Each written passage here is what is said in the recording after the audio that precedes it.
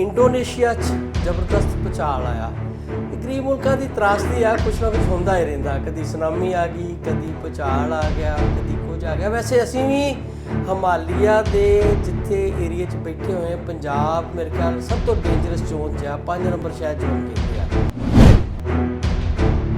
ਪਹਿਲਾਂ ਤਾਂ ਇੰਡੋਨੇਸ਼ੀਆ ਦੇ ਵਿੱਚ ਜਿਸ ਤਰ੍ਹਾਂ ਦਾ ਭੂਚਾਲ ਆਇਆ, ਲਗਭਗ 6.5 ਦੀ ਗਤੀ ਸੀ ਉਹਦੀ ਰਿਕਟਰ ਪੈਮਾਨੇ ਦੇ ਉੱਤੇ। ਤੇ ਸ਼ੁਰੂਆਤੀ ਖਬਰਾਂ 'ਚ ਤਾਂ ਆ ਰਿਹਾ ਸੀ ਕਿ 60-62 ਲੋਕ ਮਰੇ ਨੇ। ਹੁਣ ਬਿਲਕੁਲ ਤਾਜ਼ਾ ਤਰੀਨ ਖਬਰਾਂ ਜਿਹੜੀਆਂ ਆਈਆਂ ਉਹਦੇ 'ਚ ਗਿਣਤੀ 200 ਦੇ ਨੇੜੇ ਪਹੁੰਚ ਗਈ ਹੈ। ਮਤਲਬ ਜੇ ਇਸ ਤਰ੍ਹਾਂ ਦਾ ਕੋਈ ਕੁਦਰਤੀ ਆਫਤ ਆਉਂਦੀ ਹੈ ਤੇ ਮੰਨ ਲਓ ਅੱਜ 200 ਲੋਕ ਇੰਡੋਨੇਸ਼ੀਆ 'ਚ ਮਰੇ ਨੇ, ਤੇ ਜੇ ਪ੍ਰਬੰਧ ਸਹੀ ਕੀਤੇ ਗਏ ਹੁੰਦੇ ਤਾਂ ਸ਼ਾਇਦ ਉਹਨਾਂ ਦੀ ਮੌਤਾਂ ਦੀ ਗਿਣਤੀ ਜਿਹੜੀ ਆ ਉਹ ਮੁਕਾਬਲਤਨ ਬਹੁਤ ਘੱਟ ਹੋਣੀ ਸੀ। ਅਸੀਂ ਸਾਰਾ ਕੁਝ ਜਾਣਦੇ ਹੋਏ ਵੀ ਕੁਝ ਕਰ ਨਹੀਂ ਸਕਦੇ। ਬੇਬਸੀ ਦੀ ਹਾਲਤ 'ਚ ਲੋਕ ਜਿਹੜੇ ਆ ਉਹ ਉੱਥੇ ਆਪਣਾ ਜੀਵਨ ਬਸਰ ਕਰਨ ਨੂੰ ਮਜਬੂਰ ਨੇ। ਬਹੁਤ ਸਾਰੀਆਂ ਚੀਜ਼ਾਂ ਜਿੱਥੇ ਤੁਹਾਡਾ ਕੰਟਰੋਲ ਨਹੀਂ ਹੁੰਦਾ। ਜਿਸ ਤਰ੍ਹਾਂ ਦੀ ਹੁਣ ਇਕਨੋਮਿਕ ਵਾਰ ਹੈ ਦੁਨੀਆ ਭਰ ਦੇ ਵਿੱਚ, ਇੱਕ ਦੂਜੇ ਤੋਂ ਅੱਗੇ ਲੰਘਣ ਦੀ, ਨਾ ਸਿਰਫ ਕਾਰਪੋਰੇਟ ਦੀ, ਦੇਸ਼ਾਂ ਦੀ ਵੀ। ਤੇ ਕਾਰਪੋਰੇਟ ਘਰਾਣਿਆਂ 'ਚ ਆਪਾਂ ਹੁਣੇ ਵੇਖਿਆ ਕਿ ਟਵਿੱਟਰ ਖਰੀਦੀ ਗਈ, ਉਸ ਤੋਂ ਬਾਅਦ ਬਹੁਤ ਸਾਰੇ ਲੋਕਾਂ ਦੀ ਅਮਰੀਕਾ 'ਚ ਜੌਬ ਜਾਂਦੀ ਗਈ। ਆਈਟੀ ਸੈਕਟਰ 'ਚ ਬਹੁਤ ਸਾਰੇ ਲੋਕ ਭਾਰਤੀ ਮੂਲ ਦੇ ਕੰਮ ਕਰਦੇ ਆ। ਅਸੀਂ ਇਸ ਗੱਲ ਦਾ ਮਾਣ ਵੀ ਬੜਾ ਮਹਿਸੂਸ ਕਰਦੇ ਹਾਂ ਕਿ ਸਾਡੇ ਭਾਰਤੀ ਡਾਕਟਰ ਇੰਨੇ ਆ ਜੀ, ਸਾਡੇ ਇੰਜੀਨੀਅਰ ਇੰਨੇ ਆ, ਸਾਡੇ ਆਈਟੀ ਸੈਕਟਰ ਦੇ ਲੋਕ ਇੰਨੇ ਕੰਮ ਕਰਦੇ ਆ। ਤੇ ਅੱਜ ਕੱਲ੍ਹ ਜਿਹੜੀ ਜੌਬ ਇੱਕੋ ਝਟਕੇ ਨਾਲ ਹਜ਼ਾਰਾਂ ਲੋਕਾਂ ਨੂੰ ਘਰ ਬਿਠਾ ਦਿੱਤਾ ਗਿਆ। ਰੀਅਲ ਸਟੇਟ ਦੀ ਮਾਰਕੀਟ 'ਚ ਡਾਊਨਫਾਲ ਆਉਣ ਦੇ ਕਾਰਨ ਇੱਥੋਂ ਦੀ ਇਕੋਨਮੀ, ਕਿਉਂਕਿ ਰੀਅਲ ਸਟੇਟ ਜਿਹੜਾ ਇੱਕ ਵੱਡਾ ਫੈਕਟਰ ਆ ਸਾਡੀ ਇਕੋਨਮੀ ਦਾ, ਜਿੱਥੇ ਇੱਕ ਪਾਸੇ ਆਇਲ ਤੇ ਦੂਜੇ ਪਾਸੇ ਰੀਅਲ ਸਟੇਟ। ਪਰ ਰੀਅਲ ਸਟੇਟ ਨੇ ਇਸ ਵੇਲੇ ਲੋਕਾਂ ਨੂੰ ਪੜ੍ਹਨੇ ਪਾਇਆ ਹੋਇਆ ਜੀ। ਕਾਫੀ ਅਸਥਿਰ ਮਾਹੌਲ ਹੈ ਇਸ ਵੇਲੇ। ਕੁਝ ਯਕੀਨ ਦੇ ਨਾਲ ਨਹੀਂ ਕਿਹਾ ਜਾ ਸਕਦਾ ਕੀ ਹੋਣਾ, ਕਿਉਂਕਿ ਫੌਜ ਦਾ ਦਖਲ ਰਹਿੰਦਾ ਹੈ। ਜਿਹੜੇ ਜਾ ਰਹੇ ਨੇ ਆਰਮੀ ਚੀਫ ਕਮਰ ਬਾਜਵਾ, ਉਹਨਾਂ ਦੇ ਉੱਤੇ ਉਹਨਾਂ ਦੀ ਰਿਟਾਇਰਮੈਂਟ ਜਦੋਂ ਹੁਣ ਹੋਣ ਜਾ ਰਹੀ ਹੈ, ਉਸ ਤੋਂ 5-7-10 ਦਿਨ ਪਹਿਲਾਂ ਬਹੁਤ ਵੱਡੇ ਖੁਲਾਸੇ ਹੋ ਰਹੇ ਨੇ ਕਿ ਅਰਬਾਂ ਦੀ ਜਾਇਦਾਦ ਉਹਨਾਂ ਨੇ ਜਿਹੜੀ ਹੈ ਬਣਾਈ ਹੈ। ਵੀ ਕਿੱਦਾਂ ਕੁਝ ਸਾਲਾਂ ਦੇ ਵਿੱਚ ਜਿਹੜੇ ਆ ਉਹ ਕਿਵੇਂ ਐਨ ਅਰਸ਼ ਤੱਕ ਪਹੁੰਚ ਗਏ ਆ, ਤੇ ਉਹ ਡਿਟੇਲਸ ਵੀ ਜਿਹੜੀਆਂ ਹੌਲੀ-ਹੌਲੀ ਨਿਕਲ ਰਹੀਆਂ। ਹਮੀਰ ਸਿੰਘ ਰਾਂ ਨੇ ਵੀ ਕੋਈ ਗੱਲ ਸੁਣਾਈ ਸੀ ਕਿ ਉਹਨਾਂ ਦੀ ਡਕੌਂਦਾ ਦੇ ਜਿਹੜੇ ਮੁਖੀ ਨੇ ਉਹਨਾਂ ਨਾਲ ਗੱਲ ਹੋਈ ਕਿ ਮਰਨ ਵਰਤ ਰੱਖਣ ਵਾਲੀ ਕਿਹੜਾ ਕਲਚਰ ਆ। ਦਬਾਅ ਬਣਾਉਣ ਲਈ ਮਰਨ ਵਰਤ ਤੇ ਉਹ ਰੱਖੇ ਜੇ ਕਿ ਇਕੱਲੇ ਕਾਰੇ ਦੀ ਕੋਈ ਸੁਣਦਾ ਨਹੀਂ। ਜੇ ਤੁਹਾਡੇ ਕੋਲ ਜਥੇਬੰਦਕ ਢਾਂਚਾ ਆ, ਤੁਸੀਂ ਇੱਕ ਸ਼ਕਤੀਸ਼ਾਲੀ ਪ੍ਰੈਸ਼ਰ ਗਰੁੱਪ ਹੋ, ਤੇ ਫਿਰ ਮਰਨ ਵਰਤ ਵਾਲਾ ਜਿਹੜਾ ਡਰਾਮੇਬਾਜ਼ੀ ਆ, ਇਹ ਕਿਤੇ ਗਲਤ ਰੁਝਾਨ ਤੇ ਨਹੀਂ ਕਿਸਾਨ ਜਥੇਬੰਦੀਆਂ 'ਚ ਪੈਦਾ ਹੋ ਰਿਹਾ। ਡੱਲੇਵਾਲ ਰਾਂ ਦੀ ਸਿਹਤ ਕਾਫੀ ਖਰਾਬ ਹੋ ਗਈ, ਉਹਨਾਂ ਦਾ ਸ਼ੂਗਰ ਲੈਵਲ ਬਹੁਤ ਡਾਊਨ ਹੋ ਗਿਆ, ਤੇ ਡਾਕਟਰ ਕਹਿੰਦੇ ਆ ਕਿ ਇਹਨਾਂ ਨੂੰ ਇਮੀਡੀਏਟਲੀ ਹਸਪਤਾਲ ਲੈ ਕੇ ਜਾਣਾ ਚਾਹੀਦਾ, ਨਹੀਂ ਤੇ ਇਹਨਾਂ ਨੂੰ ਅਟੈਕ ਆ ਸਕਦਾ ਹੈ। ਤੇ ਡੱਲੇਵਾਲ ਰਾਂ ਨੇ ਜਾਣ ਤੋਂ ਕਰ ਦਿੱਤੀ ਹੈ ਨਾ। ਕਿ ਜਿਹੜੀ ਪਾਰਟੀ ਖੁਦ ਧਰਨਿਆਂ 'ਚੋਂ ਪੈਦਾ ਹੋਈ ਆ, ਤੇ ਉਹਦੇ ਕਮੈਂਟ ਕਿ ਧਰਨੇ ਜਿਹੜੇ ਆ ਠੀਕ ਨਹੀਂ ਗਏ, ਸਾਨੂੰ ਇਹ ਗੱਲ ਬਹੁਤ ਪਿੰਚ ਕਰ ਰਹੀ ਆ। ਇਸ ਕਰਕੇ ਅਸੀਂ ਇਹ ਜਿਹੜੇ ਧਰਨੇ ਆ ਇਹ ਖਤਮ ਨਹੀਂ ਕਰਨੇ।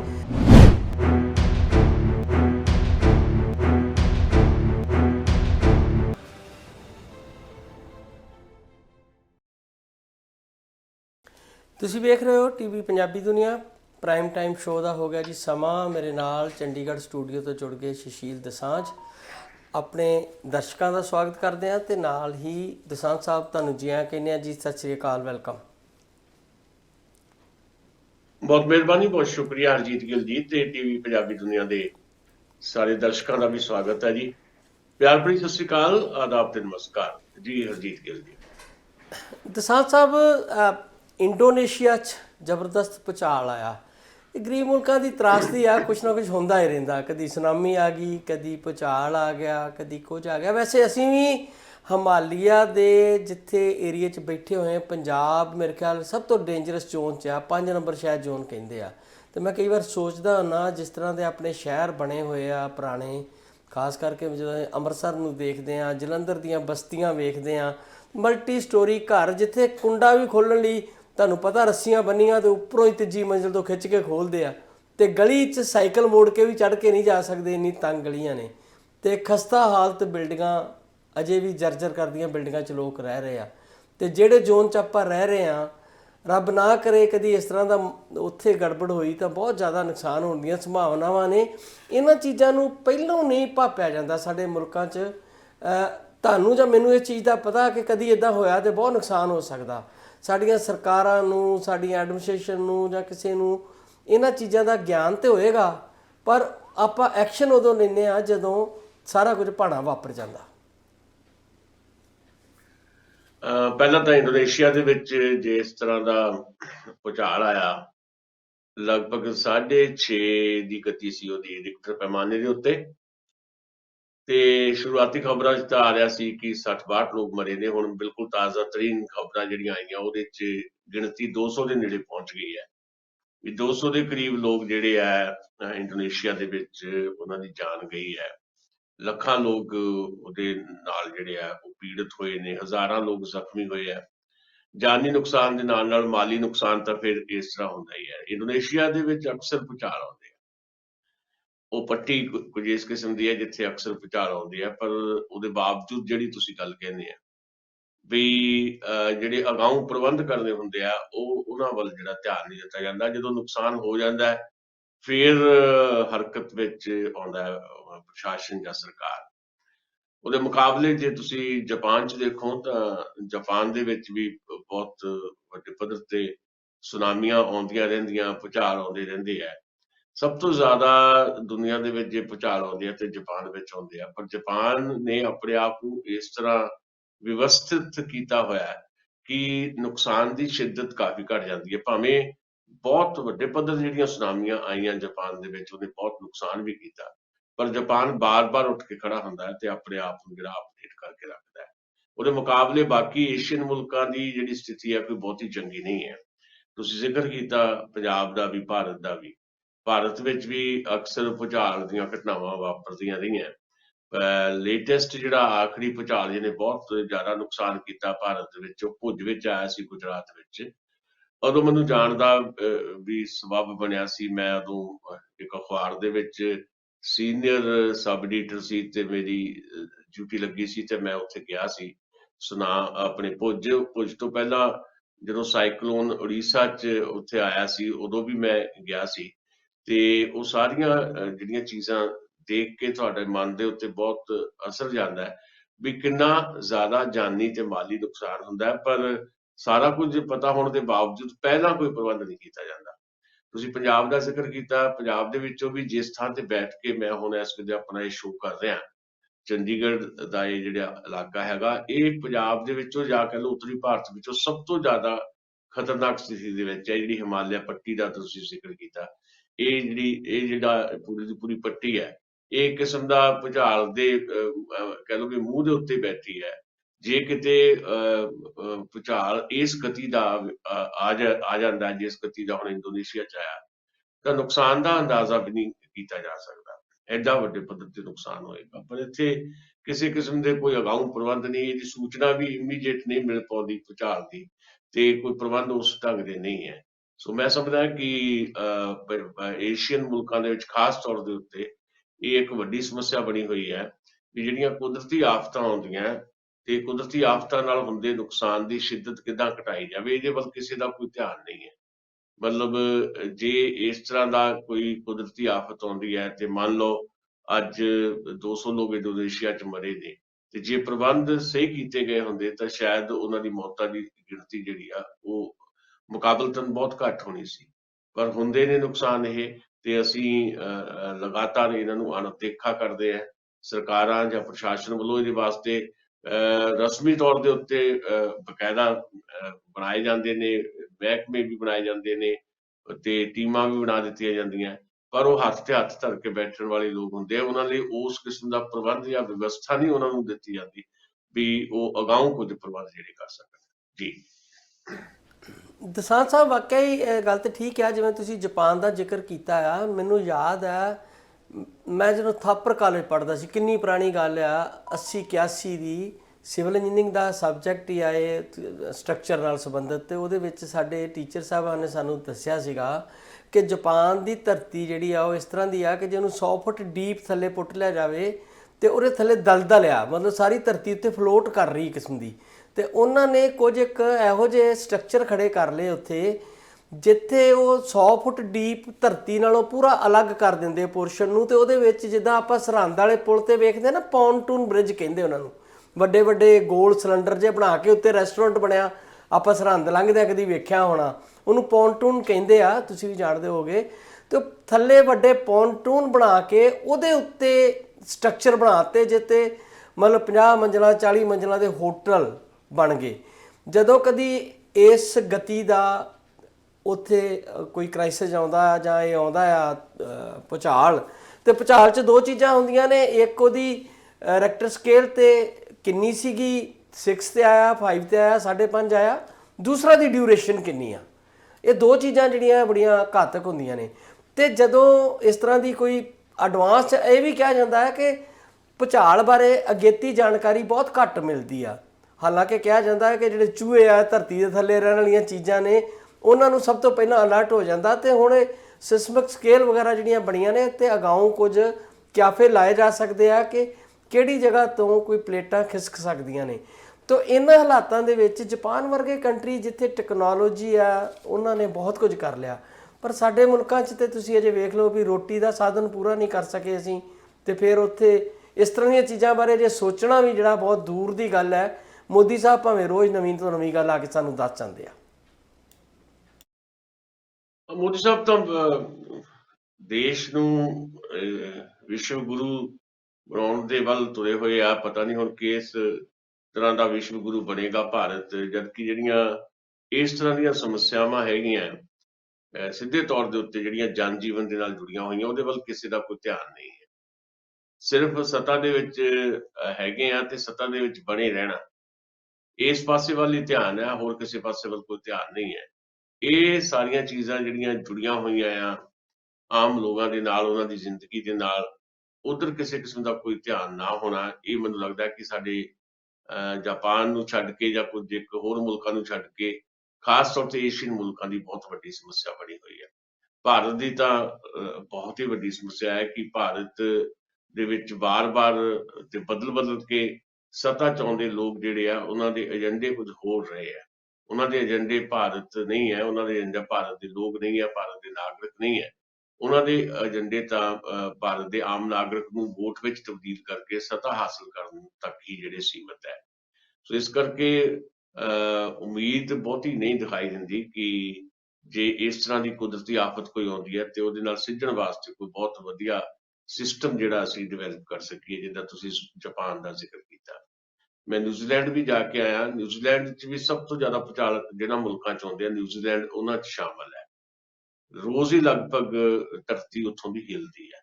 ਇਹ ਠੀਕ ਹੈ ਕਿ ਉਹ ਕਈ ਵਾਰ ਧਰਤੀ ਏਦਾਂ ਹਿੱਲਦੀ ਵੀ ਪਤਾ ਵੀ ਨਹੀਂ ਲੱਗਦਾ, ਪਰ ਜੇ ਉਹ ਰੋਜ਼ ਧਰਤੀ ਹਿੱਲਦੀ ਜਿਹੜੀ ਹੈ ਉਹ ਅਚਾਨਕ ਕਿਸੇ ਵੱਡੇ ਗਤੀ ਦੇ ਭੂਚਾਲ ਦਾ ਸ਼ਿਕਾਰ ਹੋ ਜਾਏ ਤੇ ਫਿਰ ਕਿਸ ਤਰ੍ਹਾਂ ਦਾ ਉੱਥੇ ਦਾ ਮਾਹੌਲ ਰਹੇਗਾ, ਇਹ ਬਹੁਤ ਵੱਡੇ ਪੱਧਰ ਤੇ ਪਹਿਲਾਂ ਹੀ ਦੱਸਿਆ ਜਾਂਦਾ। ਉੱਥੇ ਕੁਝ ਅਜਾਇਬ ਘਰਾਂ ਦੇ ਵਿੱਚ ਬਕਾਇਦਾ ਵੀਡੀਓਜ਼ ਜਿਹੜੀਆਂ ਆ ਜਾਂ ਫਿਲਮਾਂ ਦਿਖਾਈਆਂ ਜਾਂਦੀਆਂ ਕਿ ਜਿਹੜੀ ਨਿਊਜ਼ੀਲੈਂਡ ਹੈ ਉਹਦੀ ਧਰਤੀ ਜਿਹੜੀ ਆ ਉਹ ਪਲੇਟ ਜਿਹੜੀ ਕਿਸ ਕਿਸਮ ਦੀ ਹੈ, ਵੀ ਜੇ ਇਸ ਲੈਵਲ ਤੱਕ ਦਾ ਇੱਕ ਲੈਵਲ ਉਹ ਦੱਸਦੇ ਆ ਵੀ ਇਸ ਲੈਵਲ ਤੱਕ ਜੇ ਧਰਤੀ ਹਿੱਲ ਗਈ ਤਾਂ 4 ਸੈਕਿੰਡ ਦੇ ਵਿੱਚ ਸਾਰਾ ਨਿਊਜ਼ੀਲੈਂਡ ਖਤਮ ਹੋ ਸਕਦਾ ਹੈ। ਤੇ ਪਰ ਉਹਦੇ ਵਾਸਤੇ ਉਹਨਾਂ ਨੇ ਬਹੁਤ ਸਾਰੇ ਅਗਾਊਂ ਪ੍ਰਬੰਧ ਕੀਤੇ ਹੋਏ ਆ ਵੀ ਕਿਵੇਂ ਉਹ ਸਾਰੀ ਚੀਜ਼ ਨੂੰ ਕੰਟਰੋਲ ਕਰਨਾ। ਤੁਸੀਂ ਬਿਲਕੁਲ ਨਵੀਂ ਜਾਣਕਾਰੀ ਦਿੱਤੀ ਹੈ, ਮੇਰੇ ਵਾਸਤੇ ਤੇ ਬਹੁਤ ਅਹਿਮ ਜਾਣਕਾਰੀ ਹੈ ਜਾਪਾਨ ਦੇ ਹਵਾਲੇ ਨਾਲ ਜਿਹੜੀ ਤੁਸੀਂ ਗੱਲ ਕੀਤੀ ਹੈ ਵੀ 100 ਫੁੱਟ ਥੱਲੇ ਤੱਕ ਜਿਹੜੀ ਧਰਤੀ ਹੈ, ਫਿਰ ਉਹਦੇ ਨਾਲ ਉਹਨਾਂ ਨੇ ਕਿਸ ਤਰੀਕੇ ਦੇ ਨਾਲ ਸਾਰੀਆਂ ਚੀਜ਼ਾਂ ਜਿਹੜੀਆਂ ਉਹਦੇ ਨਾਲ ਉਹ ਲਿੰਕ ਅਪ ਹੁੰਦਿਆਂ ਹੋਇਆ ਵੀ ਲਿੰਕ ਤੋੜ ਕੇ ਤੇ ਥੱਲੇ ਉਹ ਜਿਹੜੇ ਪ੍ਰੈਸ਼ਰ, ਜਿੱਦਾਂ ਤੁਸੀਂ ਰੈਸਟੋਰੈਂਟ ਦਾ ਜ਼ਿਕਰ ਕੀਤਾ, ਉਹ ਬਣਾ ਕੇ ਜਿਹੜਾ ਆ ਉਹਦੇ ਨਾਲ ਉਹ ਲਗਭਗ ਹੈ ਵੀ ਉਹਦੀ ਹਲਚਲ ਜਿਹੜੀ ਉਹਦਾ ਸਿੱਧਾ ਅਸਰ ਜਿਹੜਾ ਉਹ ਬਹੁਤ ਵੱਡੇ ਲੈਵਲ ਤੇ ਨਹੀਂ ਹੋ ਸਕਦਾ ਤੇ ਬਚਾਅ ਹੋ ਜਾਏਗਾ। ਸੋ ਇਹ ਟੈਕਨੀਕਸ ਜਿਹੜੀਆਂ ਆ ਨਵੀਆਂ ਆਧੁਨਿਕ ਸਮਿਆਂ ਦੇ ਵਿੱਚ ਵਿਚਰਦਿਆਂ ਇਹ ਨਵੀਆਂ ਤਕਨੀਕਾਂ ਦੀ ਜਿਹੜੀ ਹੈ ਉਹ ਵਰਤੋਂ ਬਹੁਤ ਜ਼ਿਆਦਾ ਜ਼ਰੂਰੀ ਹੈ ਤੇ ਇਹਦੇ ਅਗਾਊਂ ਪ੍ਰਬੰਧ ਕਰਨੇ ਬਹੁਤ ਜ਼ਰੂਰੀ ਹੈ। ਪਰ ਸਵਾਲ ਇਹ ਹੈ ਕਿ ਤੁਹਾਡੇ ਏਜੰਡੇ ਤੇ ਕੀ ਹੈ? ਤੁਹਾਡੇ ਏਜੰਡੇ ਤੇ ਦੇਸ਼ ਹੈ, ਤੁਹਾਡੇ ਏਜੰਡੇ ਤੇ ਦੇਸ਼ ਦੇ ਲੋਕ ਨੇ, ਜਾਂ ਤੁਹਾਡੇ ਏਜੰਡੇ ਤੇ ਸਿਰਫ ਕੁਰਸੀ ਹੈ? ਜੀ ਬਿਲਕੁਲ। ਸਾਡੇ ਮੁਲਕਾਂ 'ਚ ਇਹ ਸਾਡੀ ਤਰਾਸਦੀ ਆ ਕਿ ਅਸੀਂ ਸਾਰਾ ਕੁਝ ਜਾਣਦੇ ਹੋਇਆ ਵੀ ਕੁਝ ਕਰ ਨਹੀਂ ਸਕਦੇ। ਬੇਬਸੀ ਦੀ ਹਾਲਤ 'ਚ ਲੋਕ ਜਿਹੜੇ ਆ ਉਹ ਉੱਥੇ ਆਪਣਾ ਜੀਵਨ ਬਸਰ ਕਰਨ ਨੂੰ ਮਜਬੂਰ ਨੇ। ਅੱਛਾ, ਆਪਾਂ ਬਾਕੀ ਜੇ ਐਡਵਾਂਸ ਮੁਲਕਾਂ ਦੀ ਵੀ ਗੱਲ ਕਰੀਏ ਤੇ ਪਿਛਲੇ ਦਿਨੀ ਬਹੁਤ ਸਾਰੀਆਂ ਚੀਜ਼ਾਂ ਜਿੱਤੇ ਤੁਹਾਡਾ ਕੰਟਰੋਲ ਨਹੀਂ ਹੁੰਦਾ। ਜਿਸ ਤਰ੍ਹਾਂ ਦੀ ਹੁਣ ਇਕਨੋਮਿਕ ਵਾਰ ਹੈ ਦੁਨੀਆ ਭਰ ਦੇ ਵਿੱਚ ਇੱਕ ਦੂਜੇ ਤੋਂ ਅੱਗੇ ਲੰਘਣ ਦੀ, ਨਾ ਸਿਰਫ ਕਾਰਪੋਰੇਟ ਦੀ, ਦੇਸ਼ਾਂ ਦੀ ਵੀ। ਤੇ ਕਾਰਪੋਰੇਟ ਘਰਾਣਿਆਂ 'ਚ ਆਪਾਂ ਹੁਣੇ ਵੇਖਿਆ ਕਿ ਟਵਿੱਟਰ ਖਰੀਦੀ ਗਈ, ਉਸ ਤੋਂ ਬਾਅਦ ਬਹੁਤ ਸਾਰੇ ਲੋਕਾਂ ਦੀ ਅਮਰੀਕਾ 'ਚ ਜੌਬ ਜਾਂਦੀ ਗਈ। ਔਰ ਦੂਜੇ ਪਾਸੇ ਆਪਾਂ ਦੇਖਦੇ ਹਾਂ ਕਿ IT ਸੈਕਟਰ 'ਚ ਬਹੁਤ ਸਾਰੇ ਲੋਕ ਭਾਰਤੀ ਮੂਲ ਦੇ ਕੰਮ ਕਰਦੇ ਆ। ਅਸੀਂ ਇਸ ਗੱਲ ਦਾ ਮਾਣ ਵੀ ਬੜਾ ਮਹਿਸੂਸ ਕਰਦੇ ਹਾਂ ਕਿ ਸਾਡੇ ਭਾਰਤੀ ਡਾਕਟਰ ਇੰਨੇ ਆ ਜੀ, ਸਾਡੇ ਇੰਜੀਨੀਅਰ ਇੰਨੇ ਆ, ਸਾਡੇ IT ਸੈਕਟਰ ਦੇ ਲੋਕ ਇੰਨੇ ਕੰਮ ਕਰਦੇ ਆ। ਤੇ ਅੱਜ ਕੱਲ੍ਹ ਜਿਹੜੀ ਜੌਬ ਇੱਕੋ ਝਟਕੇ ਨਾਲ ਹਜ਼ਾਰਾਂ ਲੋਕਾਂ ਨੂੰ ਘਰ ਬਿਠਾ ਦਿੱਤਾ ਗਿਆ। ਜਿਹੜੇ ਟਵਿੱਟਰ ਦੇ ਮਾਲਕ ਨਵੇਂ ਆਏ ਉਹਨਾਂ 'ਚ ਸਭ ਤੋਂ ਜ਼ਿਆਦਾ ਲੋਸ ਭਾਰਤੀਆਂ ਨੂੰ ਹੋਇਆ। ਤੇ ਹਜ਼ਾਰਾਂ ਦੀ ਗਿਣਤੀ 'ਚ ਬੱਚੇ ਜਿਹੜੇ ਆ, ਜਾਂ ਕਹਿ ਲਓ ਉਹਨਾਂ ਦੇ ਜਿਹੜੇ ਕੰਮ ਹੈ ਉਹ ਵਿਹਲੇ ਹੋ ਗਏ। ਨਵੀਆਂ ਨੌਕਰੀਆਂ ਲੱਭਦਿਆਂ ਉਹਨਾਂ ਨੂੰ ਟਾਈਮ ਲੱਗੇਗਾ।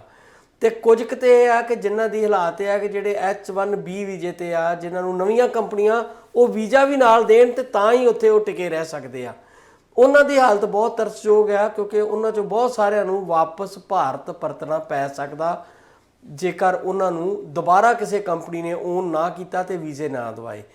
ਉਸ ਤੋਂ ਵੀ ਬਦਤਰ ਹਾਲਤ ਉਹਨਾਂ ਲੋਕਾਂ ਦੀ ਆ ਜਿਹੜੇ ਅਮਰੀਕਾ ਨੂੰ ਆਪਣਾ ਪੱਕਾ ਮੁਲਕ ਬਣ ਕੇ ਬੈਠੇ ਹੋਏ ਲੰਬੇ ਸਮੇਂ ਤੋਂ, ਤੇ ਉਹਨਾਂ ਨੇ ਉੱਥੇ ਘਰ-ਬਾਰ ਵੀ ਖਰੀਦ ਲਏ। ਹਾਲਾਂਕਿ ਉਹ ਸਿਟੀਜ਼ਨ ਨਹੀਂ ਆ, ਉਹਨਾਂ ਕੋਲ ਵੀ ਵੀਜ਼ੇ ਇਸ ਤਰ੍ਹਾਂ ਦੇ ਹੀ ਆ ਜਿਹੜੇ ਜਿਹਨੂੰ ਅਸੀਂ ਇੰਪਲੋਇਮੈਂਟ ਵੀਜ਼ਾ ਕਹਿੰਦੇ, H1, ਜੋ ਵੀ ਵੀਜ਼ੇ ਆ, ਤੇ ਘਰ ਵਗੈਰਾ ਲੈ ਲਏ। ਤੇ ਹੁਣ ਜੌਬ ਆਪਣੇ ਕੋਲ ਹੈ ਨਹੀਂ, ਤੇ ਉਹ ਜਿਹੜਾ ਭਾਰੀ ਕਰਜ਼ਿਆਂ ਦਾ ਬੋਝ ਆ, ਤੁਸੀਂ ਜਾਣਦੇ ਹੋ ਇਹਨਾਂ ਮੁਲਕਾਂ 'ਚ ਕ੍ਰੈਡਿਟ ਕਾਰਡ ਵਾਲੀ ਗੇਮ ਕਿੱਦਾਂ ਚੱਲਦੀ ਆ। ਜਿਹੜੇ ਪੱਕੇ ਸਥਾਈ ਲੋਕ ਆ ਉਹਨਾਂ ਦੀ ਵੀ ਹਾਲਤ ਕੋਈ ਬਹੁਤੀ ਵਧੀਆ ਨਹੀਂ ਹੁੰਦੀ। ਚੈੱਕ ਟੂ ਚੈੱਕ ਲਾਈਫ ਚੱਲਦੀ ਆ, ਜਿਹਨੂੰ ਕਹਿੰਦੇ ਆ ਨਾ ਹੈਂਡ ਟੂ ਮਾਊਥ। ਉਹੋ ਜਿਹੀ ਹਾਲਾਤ ਆ ਆਮ ਲੋਕਾਂ ਦੀ। ਤੇ ਰਿਸੈਸ਼ਨ ਵੀ ਇੱਦਾਂ ਭੈੜੀ ਚੀਜ਼ ਆ, ਘਰ ਚੌਥੇ ਸਾਲ ਮੁੜ ਆਉਂਦਾ ਤੇ ਉੱਪਰੋਂ ਚੱਲ ਜੇ ਜੌਬ, ਤੇ ਹਾਲਾਤ ਬਹੁਤ ਬਦਤਰ ਆ। ਉਹਨਾਂ 'ਚ ਭਾਰਤੀ ਬੜੀ ਬੁਰੀ ਤਰ੍ਹਾਂ ਇਫੈਕਟ ਹੋ ਰਿਹਾ। ਇੱਕ ਇਹ ਵੀ ਖਬਰ ਚੱਲ ਰਹੀ ਹੈ ਜੀ। ਹਾਂ, ਬਿਲਕੁਲ ਤੁਸੀਂ ਠੀਕ ਕਹਿ ਰਹੇ ਹੋ। ਇਹ ਅਸਲ 'ਚ ਸਵਾਲ ਨਹੀਂ ਹੈ, ਇਹ ਤਾਂ ਇੱਕ ਦ੍ਰਿਸ਼ ਹੈ ਜਿਹੜਾ ਤੁਸੀਂ ਸਾਡੇ ਨਾਲ ਸਾਂਝਾ ਕੀਤਾ ਕਿ ਕਿਸ ਤਰ੍ਹਾਂ ਦੇ ਹਾਲਾਤ ਵਿੱਚੋਂ ਇਸ ਵੇਲੇ ਗੁਜ਼ਰ ਰਿਹਾ ਸਾਰਾ ਸੰਸਾਰ। ਤੇ ਇਹਦੇ 'ਚ ਇੱਕ ਜਿਹੜੀ ਬੇਸਿਕ ਪੁਆਇੰਟ ਜਾਂ ਬੁਨਿਆਦੀ ਨੁਕਤਾ ਜਿਹੜਾ ਜੇ ਆਪਾਂ ਸਾਂਝਾ ਕਰੀਏ, ਤੇ ਮੈਨੂੰ ਇਹ ਲੱਗਦਾ ਹੈ ਕਿ ਇਹਦੇ ਤੋਂ ਇੱਕ ਸੱਚ, ਇੱਕ ਰਿਐਲਿਟੀ ਜਿਹੜੀ ਆ ਸਾਡੇ ਸਾਹਮਣੇ ਆਉਂਦੀ ਹੈ ਵੀ ਜਦੋਂ ਕਾਰਪੋਰੇਟ ਵਰਲਡ ਦੇ ਵਿੱਚ ਤੁਸੀਂ ਕੰਮ ਕਰਦੇ ਹੋ ਤੇ ਤੁਹਾਡੇ ਵਾਸਤੇ ਸਿਕਿਉਰਿਟੀ ਜਿਹੜੀ ਆ ਉਹ ਬਹੁਤ ਦੂਰ ਰਹਿ ਜਾਂਦੀ ਹੈ ਕਿਤੇ। ਜੌਬ ਸਿਕਿਉਰਿਟੀ ਜਿਹੜੀ ਹੈ ਮੁਕਾਬਲਤਨ ਪਬਲਿਕ ਸੈਕਟਰ ਦੇ। ਇਸੇ ਕਰਕੇ ਜਦੋਂ ਪਬਲਿਕ ਸੈਕਟਰ ਤੇ ਪ੍ਰਾਈਵੇਟ ਸੈਕਟਰ ਦਾ ਜ਼ਿਕਰ ਹੁੰਦਾ ਹੈ ਤੇ ਕਈ ਲੋਕ ਕਹਿੰਦੇ ਆ ਵੀ ਦੇਖੋ ਪ੍ਰਾਈਵੇਟ ਸੈਕਟਰ ਦੇ ਜਾਣ ਦੇ ਨਾਲ ਤਰੱਕੀ ਬੜੀ ਹੋਈ, ਬਹੁਤ ਸਾਰੀਆਂ ਦਲੀਲਾਂ ਤਰਕ ਉਹ ਦਿੰਦੇ ਆ। ਪਰ ਸਭ ਤੋਂ ਅਹਿਮ ਨੁਕਤਾ ਇਹ ਹੈ ਕਿ ਉੱਥੇ ਸਿਕਿਉਰਿਟੀ ਕਿੱਥੇ ਹੈ।